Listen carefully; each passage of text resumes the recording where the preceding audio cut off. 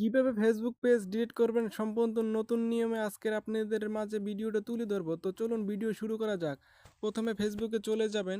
এখান থেকে আপনি যে পেজ ডিলিট করতে চাচ্ছেন সেই পেজটি বেছে নেবেন। আমি এই পেজটি বেছে নিলাম। তারপর এখান থেকে আপনি আপনার প্রোফাইলে চলে যাবেন। তো প্রোফাইলে আসার পর নিচে স্ক্রল করার পর দেখতে পাবেন সেটিংস অ্যান্ড প্রাইভেসি নামে একটা অপশন দেখতে পাবেন। সেটিং অ্যান্ড প্রাইভেসি অপশনে ক্লিক করার পর এখানে আবার সেটিংয়ে ক্লিক করবেন। সেখান থেকে নিচে স্ক্রল করবেন। স্ক্রল করলে দেখা যাবে অ্যাক্সেস অ্যান্ড কন্ট্রোল, এখানে ক্লিক করবেন। এখানে দেখতে পাবেন ডিঅ্যাক্টিভেশন অ্যান্ড ডিলিটেশন নামে একটি অপশন আছে, এখানে ক্লিক করবেন। এখান থেকে আপনি যদি আপনার পেজটি ডিঅ্যাক্টিভ পেজ করেন তাহলে যেটা সাময়িকভাবে বন্ধ হবে, এবং যদি ডিলিট পেজ করেন এটা পার্মানেন্টভাবে বন্ধ হয়ে যাবে। তো এখানে কন্টিনিউ ডিলিট বাটনে ডিলিট পেজে প্রেস করে কন্টিনিউ বাটনে প্রেস করবেন।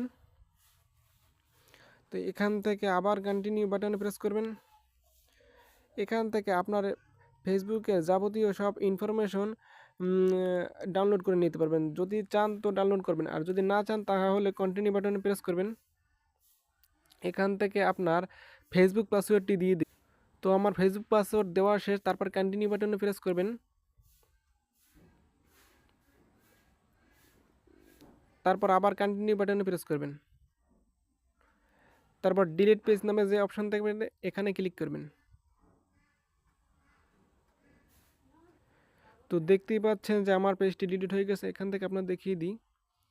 এখান থেকে আমার কিন্তু আর পেজটি দেখা যাচ্ছে না। ৩টে ছিল, এই যে এখন বর্তমানে ২টো পেজ দেখা যাচ্ছে। তো এভাবে মূলত ফেসবুক পেজ ডিলিট করতে হয়। তো আজকের ভিডিওটা কেমন লাগলো, অবশ্যই ভালো লাগলে চ্যানেলটা সাবস্ক্রাইব করবেন এবং পাশে বেল আইকনটি অন করে দেবেন, মানে লাইক কমেন্ট করতে ভুলবেন না। তো আজকের মতো এখানেই ভিডিও শেষ করলাম। সকলকে সাথে থাকার জন্য ধন্যবাদ।